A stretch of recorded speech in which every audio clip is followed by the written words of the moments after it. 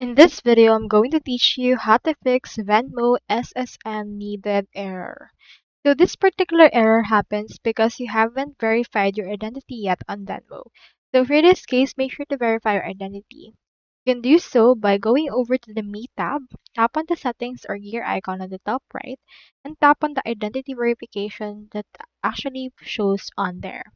So from there, you can see the on-screen prompts that will guide you to the process, and you can only do this on the Venmo mobile app and not on the Venmo website.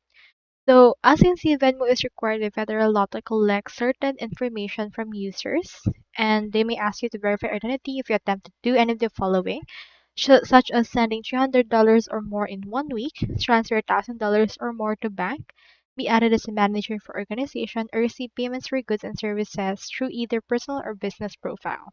So if you have done any of this, you will be asked to verify your identity. So that's all there is today, and I hope this video helped you out.